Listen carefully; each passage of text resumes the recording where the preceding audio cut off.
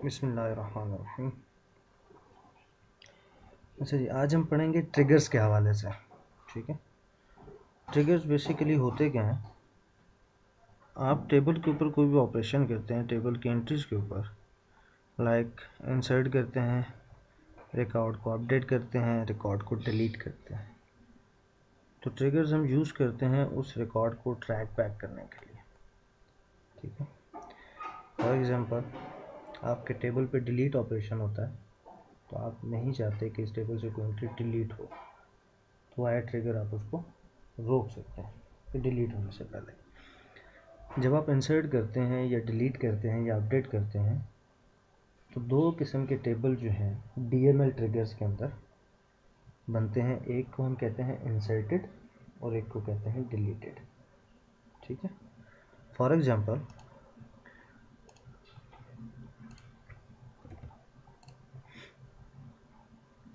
हम अपनी डेटाबेस उठाते हैं। इस डेटाबेस में हमारे पास कोई भी एक टेबल है, लाइक कंट्री का।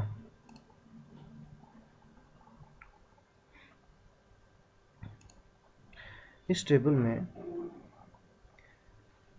अगर मैं यहाँ पे एक न्यू रो इंसर्ट करता हूँ, ठीक है, तो इसके लिए जो टेबल क्रिएट होगा वो सिर्फ इंसर्टेड के टेबल में वैल्यूज जाएंगे, डिलीटेड का टेबल जो है वो नल होगा। ठीक है, जो हम इस पे ऑपरेशन करेंगे इंसर्ट का, तो वो इंसर्टेड के टेबल के अंदर वैल्यूज, इंसर्टेड वैल्यू हमने कहते हैं। अगर मैं यहाँ पे डिलीट करता हूँ किसी भी रो को, फॉर एग्जांपल इस रो को अगर मैं डिलीट कर देता हूँ, डिलीट ऑपरेशन करता हूँ, तो ये वैल्यूज़ कैच होंगी डिलीटेड टेबल में। ठीक है, और इंसर्टेड का टेबल इस सूरत में नल होगा।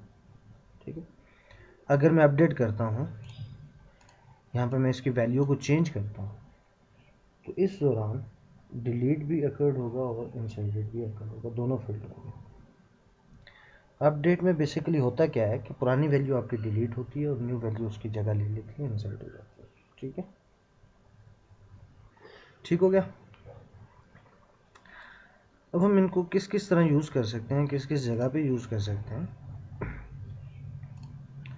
फॉर एग्जांपल हमारे पास आइटम का टेबल है।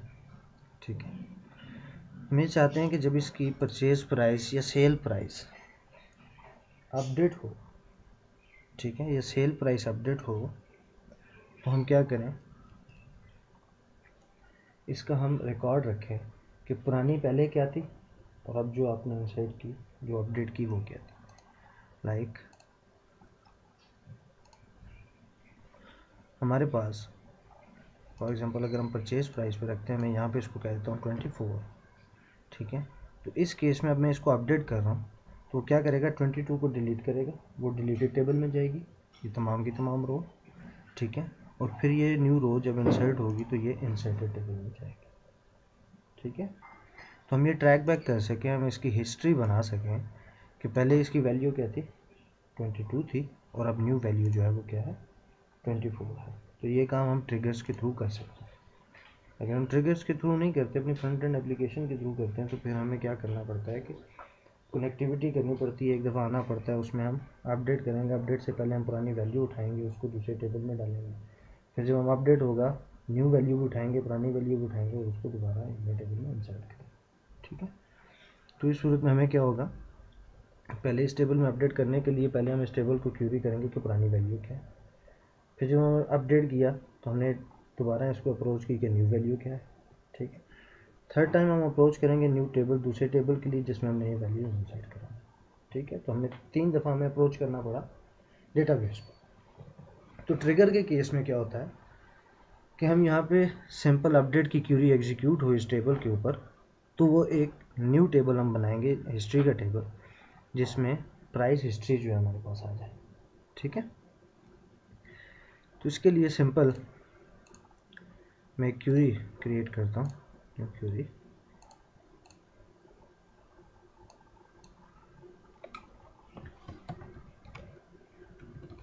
ट्रिगर्स। ठीक है, मैं डेटाबेस ले लेता हूँ बैच ग्रो। ठीक है, हमारे पास इस टेबल के अंदर इस वक्त कोई भी ट्रिगर अवेलेबल नहीं, ठीक है। तो हम एक न्यू ट्रिगर क्रिएट करने जा रहे हैं। तो उसके लिए हम क्या करेंगे, यहाँ पे मैं इसे दूंगा क्रिएट ट्रिगर, ठीक है। क्या ट्रिगर बनाना चाह रहे हैं उसका आप नेम देंगे। मैं बनाना चाह रहा हूँ अपडेट का ट्रिगर है, ठीक है। किसके ऊपर, आइटम्स के ऊपर, ठीक है। ऑन टेबल का नेम आइटम्स एज, और जो भी काम होगा हम इसके अंदर देंगे इसको, ठीक है। जो भी काम होगा हम इस ट्रिगर के अंदर देंगे कि हमने ये काम इसके अंदर करना है, ठीक हो गया। तो मैं यहाँ पे क्या करता हूँ, एक न्यू टेबल क्रिएट कर लेता हूँ। टेबल में दे देता हूँ हिस्ट्री आईडी, ठीक है। मैंने कहा हिस्ट्री आईडी, मैं इसको कह देता हूँ बिगिंट है, ठीक है। उसके बाद मैं कह देता हूँ हमारे यहाँ पे जो कॉलम्स हैं उनमें से हम उठा लेते हैं प्रोडक्ट आईडी, प्रोडक्ट आईडी, ठीक है।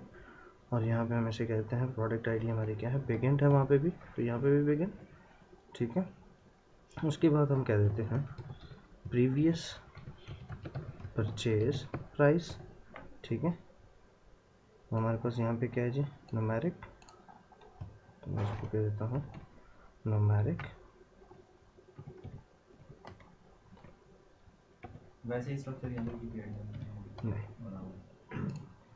उसके बाद हम कह देते हैं न्यू परचेज प्राइस, ठीक है, न्यूमेरिक टू। उसके बाद हम कह देते हैं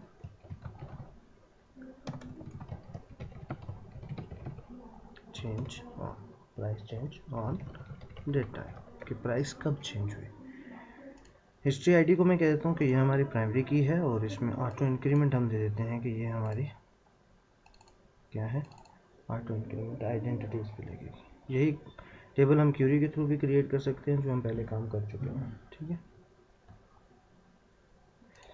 product ID, previous price ID, purchase है, परचेज ऑन। इस टेबल को हम सेव कर देते हैं। टेबल का मैं नेम देता हूँ आइटम प्राइस हिस्ट्री, ठीक है जी। ये हो गया item price history. Triggers create करने के लिए आप सिंपल यहाँ पे भी कर सकते हैं right click new trigger, same वही चीज़ है, क्रिएट ट्रिगर, आगे ट्रिगर का नेम ऑन, ठीक है, फॉर दिस दिस दिस। अच्छा, यहाँ पे मैंने इसे कहा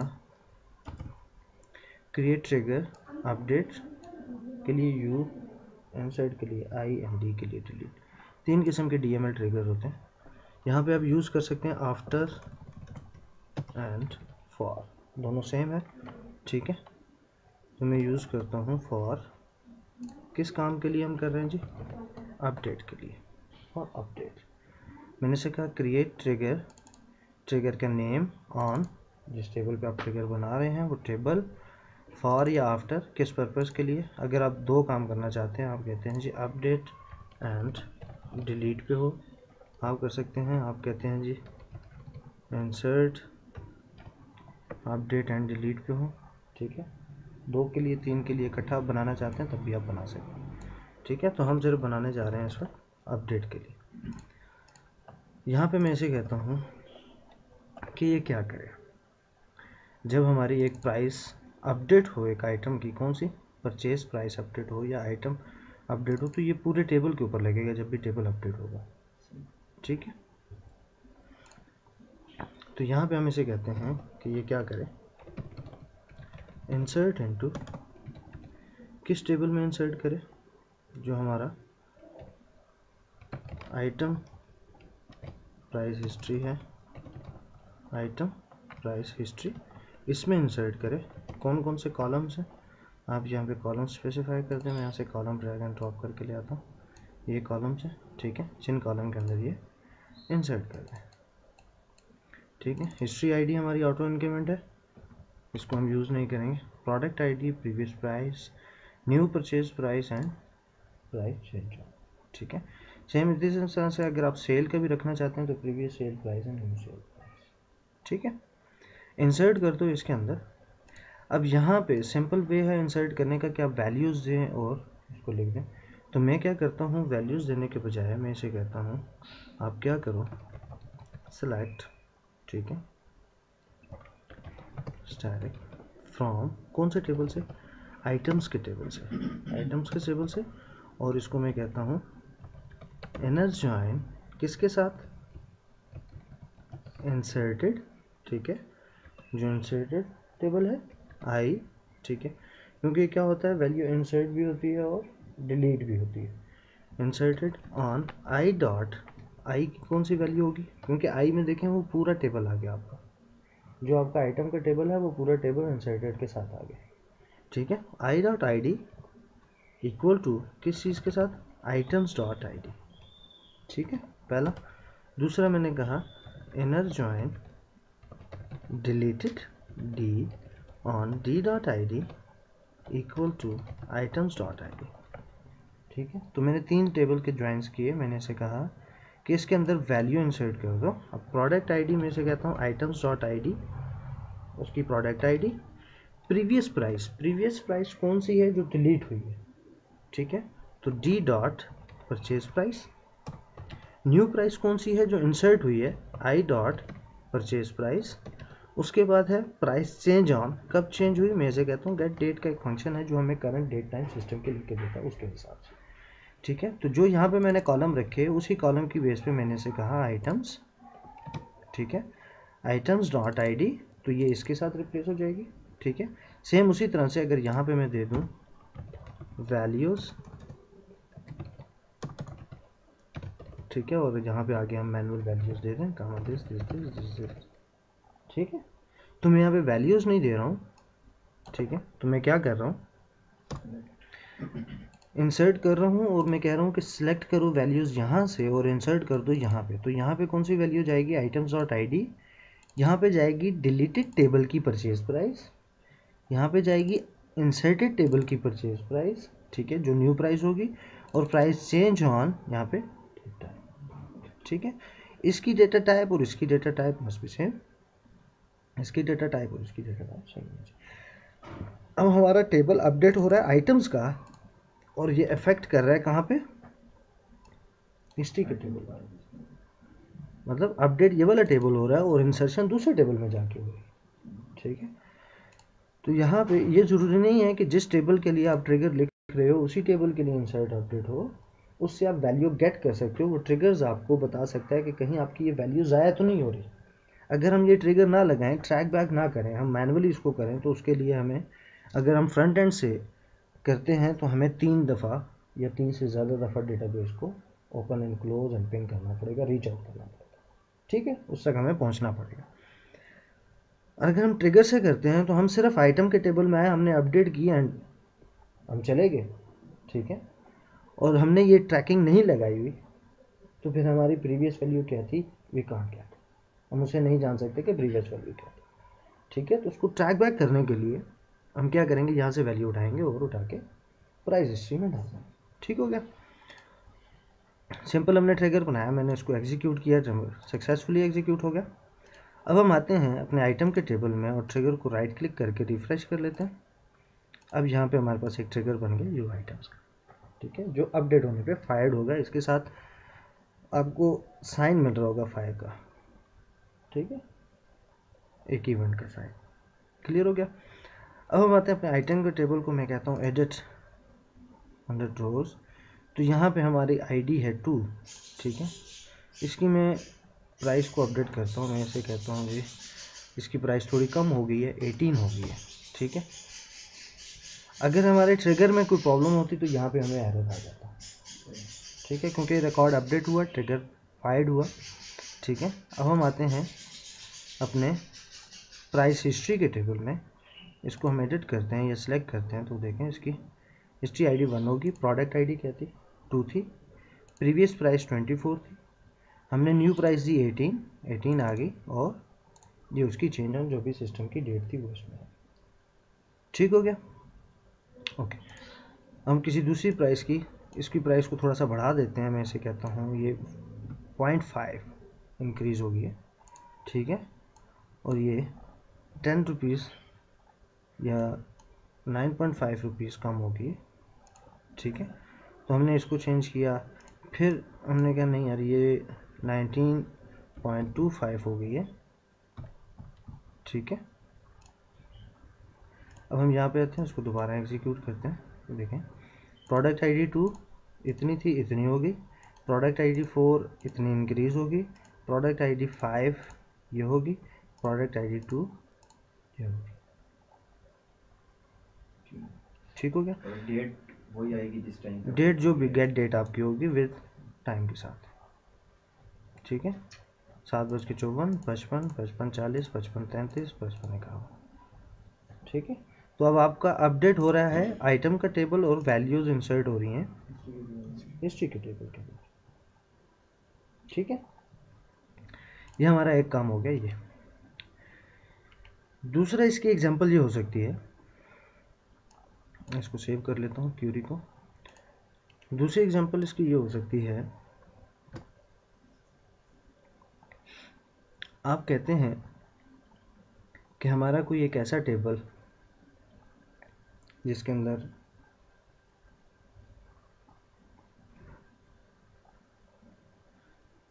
फॉर एग्जांपल एक प्रोडक्ट का टेबल है वेब के लिए, ठीक है।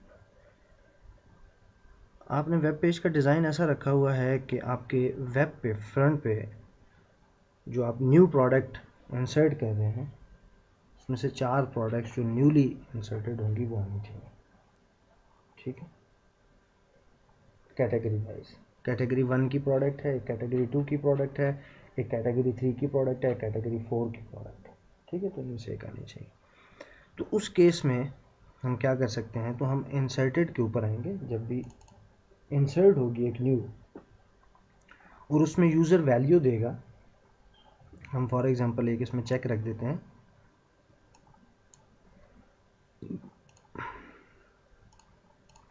आइटम के अंदर फॉर एग्जांपल यहाँ पे हम क्या चीज़ रख देते हैं, जो आइटम है हमारा, ठीक है।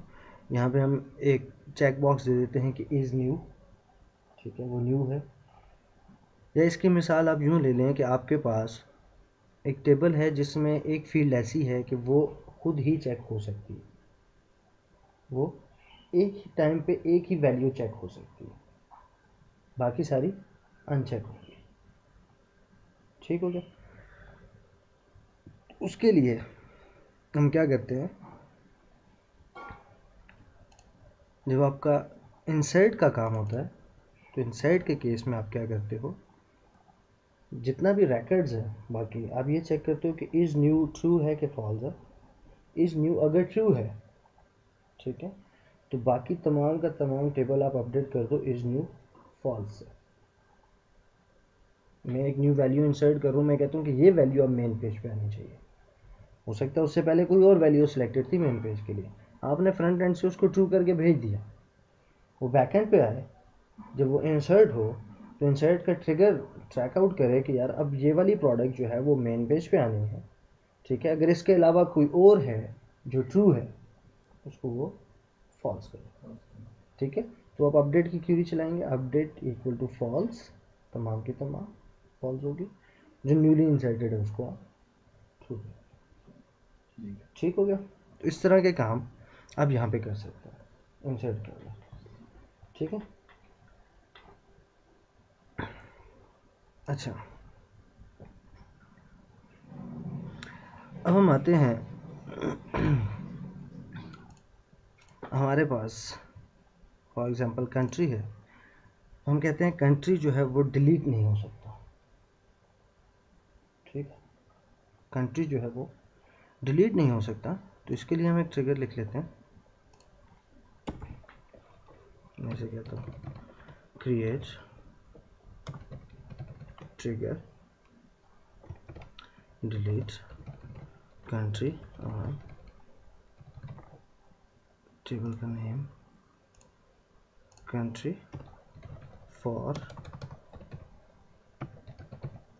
इंस्टेड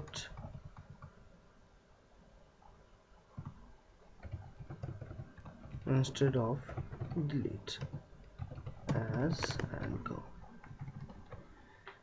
एक होता है फॉर डिलीट और एक होता है instant of delete.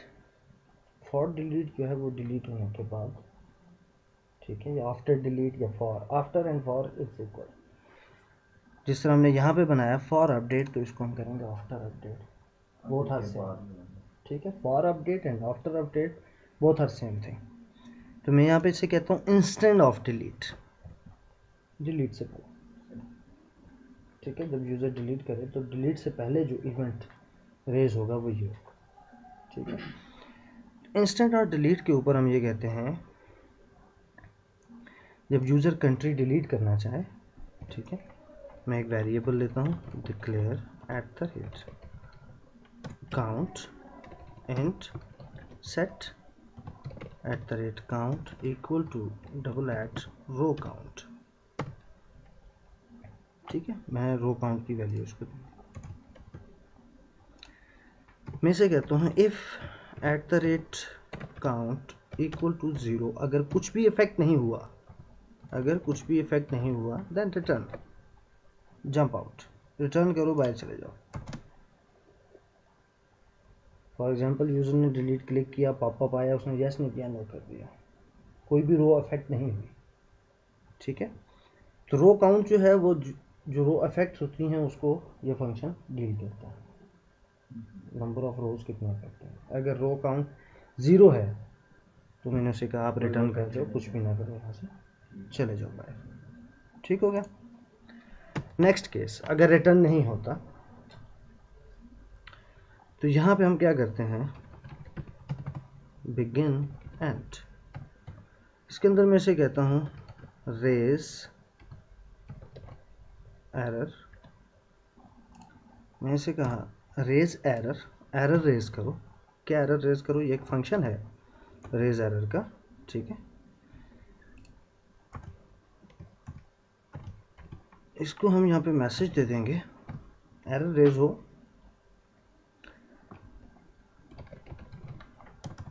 You country cannot be deleted, please make it deactive, ठीक है। कंट्री डिलीट नहीं हो सकता, हाँ, ठीक है, कंट्री डिलीट नहीं हो सकता, आप उसको डीएक्टिव करना। यही भी कर सकते हैं कि जब वो कंट्री डिलीट करे तो इंस्टेड ऑफ डिलीट के बजाय आप मैसेज ना दें, आप क्या करें, उस वैल्यू को उठाएं और डीएक्टिव ट्रू कर दें, ये भी कर सकते हैं, ठीक है। तो मैं इसे कहता हूँ एरर रेज करो डीएक्टिव आप कर दें, कामा उसकी हमने सेवेरिटी इसकी देगी 10 और इसकी स्टेट हमने दे दी एक्टिव, ठीक है, स्टेट एक्टिव है, ये काम हमने कर दिया कि ये एरर को रेज कर दे। उसके बाद जब भी आपको इंसर्ट अपडेट या डिलीट परफॉर्म करते हैं तो एक ट्रांजैक्शन स्टार्ट होती है, जिसे हम बोलते हैं बिगिन ट्रांजैक्शन। ट्रांजैक्शन का एक स्टार्ट होता है, ठीक है। जब वो कंप्लीट हो जाती है तो ट्रांजैक्शन कमिट हो जाती है, चेंजेस जो हैं वो अप्लाइड हो जाती हैं, ठीक है।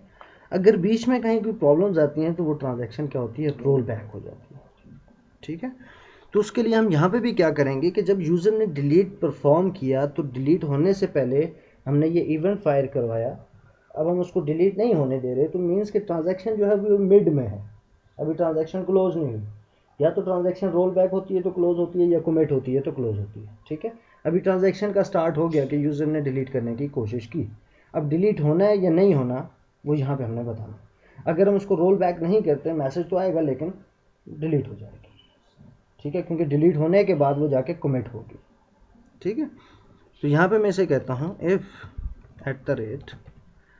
@tran काउंट, ठीक है, ट्रांजैक्शन काउंट ग्रेटर देन 0, अगर ट्रांजैक्शन काउंट ग्रेटर देन 0 है तो आप क्या कर दो, रोल बैक ट्रांजैक्शन, ट्रांजैक्शन को क्या कर दो, रोल बैक कर दो, ठीक हो गया।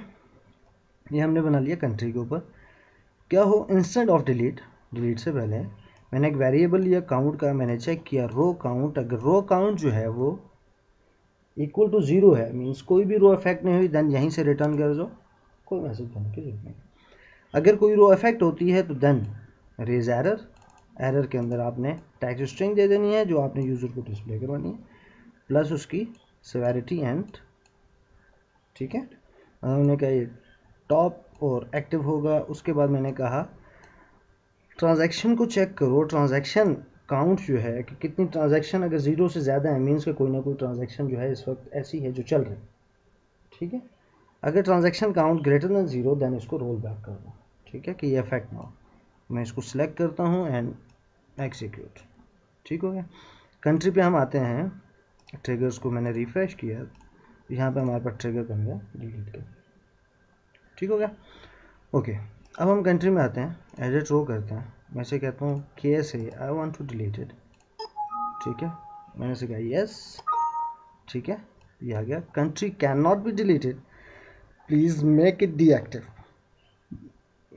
ठीक है। Correct the error, attempt to delete row again and press escape to cancel the changes and whatever. जो भी हमने ओके किया, दोबारा हमने एग्जीक्यूट किया तो केस से डिलीट नहीं हुआ। अगर हम रोल बैक नहीं करते इस ट्रांजैक्शन को तो केस से डिलीट हो जाता, ठीक है। तो अब आपको फ्रंट एंड से ये चीज़ देखने की ज़रूरत नहीं है कि यूज़र डिलीट कर सकता है कि नहीं कर सकता। तो डिलीट कर रहा है, डिलीट की क्वेरी भेज दो, नो इशू, कर दो डिलीट।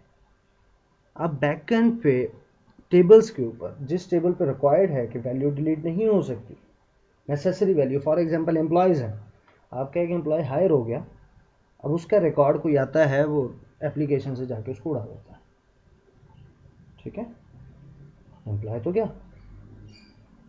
तो इस केस में हम रोकते हैं कि एम्प्लॉय डिलीट ना हो, ठीक है। फिर इसी तरह एम्प्लॉयज़ की ऑडिट हिस्ट्री होती है, जिस तरह हमने प्राइस को ट्रैक किया कि प्राइस जब अपडेट हो तो old price new price become save into the new table, ठीक है, एक न्यू टेबल में इंसर्ट हो जाए और वहाँ से हम हिस्ट्री की हायरार्की चेक कर सकें। सेम इसी तरह से जब हम एम्प्लॉय के ऑडिट ट्रायल क्रिएट करते हैं, ऑडिट बनाते हैं, ऑडिट टेबल, तो वो same as it is copy होगा आपके एम्प्लॉय का।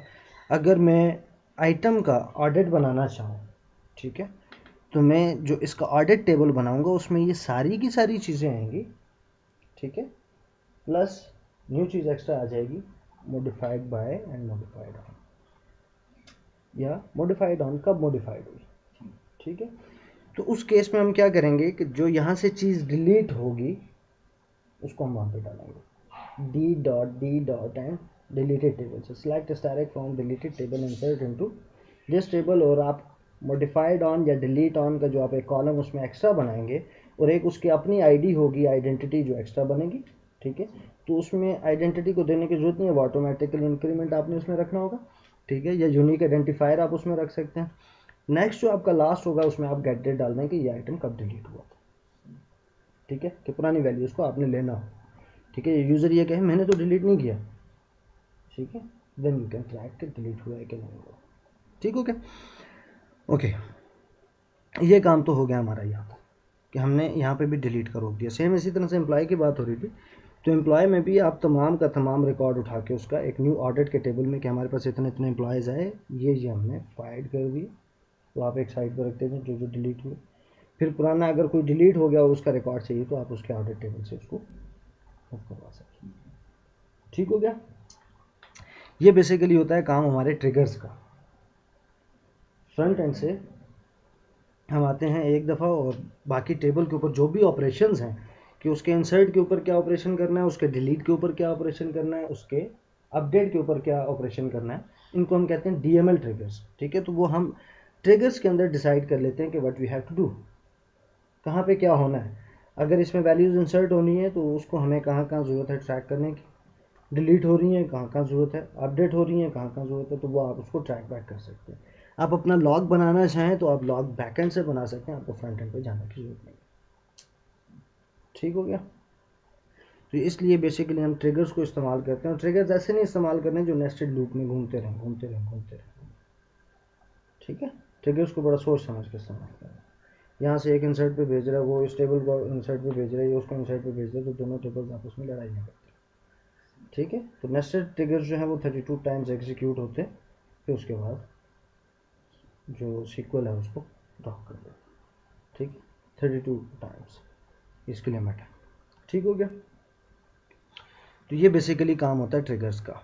इसमें कोई क्वेश्चन जो ना समझ आए एक आप यूज़ करते हैं आफ्टर एंड फॉर, जो होने के बाद, ठीक है, एंड इंस्टेड ऑफ होते वक्त, जो उससे पहले, ठीक है, आप उसको रोक सकें, ठीक है।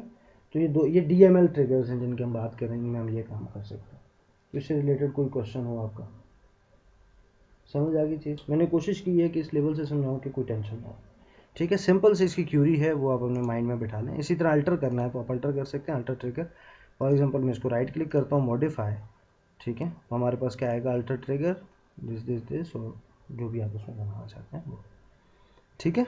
कोई इसमें इतनी लंबी साइंस नहीं है, सिंपल सी चीज़ है। इसका सिंटैक्स देख लें, create trigger, trigger name on table name for insert comma update comma delete. अगर तीनों आप इकट्ठे लगाना चाहते हैं तो यू कैन, इंसर्ट डिलीट को लगाना चाहते हैं, इंसर्ट अपडेट को लगाना चाहते हैं, डिलीट अपडेट को लगाना चाहते हैं, नो मैटर यू कैन, ठीक है। तो आप कर सकते हैं। इंसर्ट के केस में इंसर्टेड का टेबल जो क्रिएट होता है लाइक दिस, वो फुल होगा, ये एम्प्टी होगा। अगर आप इन दोनों का आपस में ज्वाइन रखना चाहते हैं तो वो अपडेट के टेबल में आएगा, ठीक है।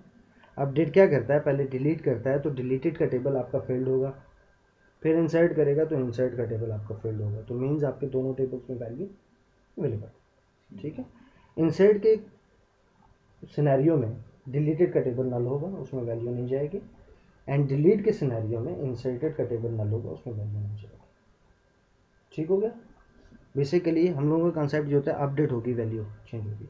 तो अपडेट ऐसे नहीं होती, पहले वो पुरानी वैल्यू डिलीट होती है, उसके ऊपर नई वैल्यू प्लेस होती है, वो अपनी जगह लेती है, ठीक है। तो सिनेरियो एक्चुअल ये होता है कि जैसे हम कहते हैं कि क्लिक हुआ, तो बेसिकली क्लिक क्या होता है, mouse down and mouse up, then it's become a click, कि वो बटन प्रेस्ड हुआ एंड अप हुआ, रिलीज हुआ, तो तब वो क्लिक जो है कंप्लीट परफॉर्म होता है। सेम इसी तरह से जब अपडेट होता है तो पहले डिलीट करता है देन इंसर्ट करता है, ठीक है। क्लियर होगी यहाँ तक चीज़? कोई इसमें ऐसी चीज़ जो ना समझ आई हो? यस। क्लोज कर दूँ उसको, सेव कर दें नेक्स्ट।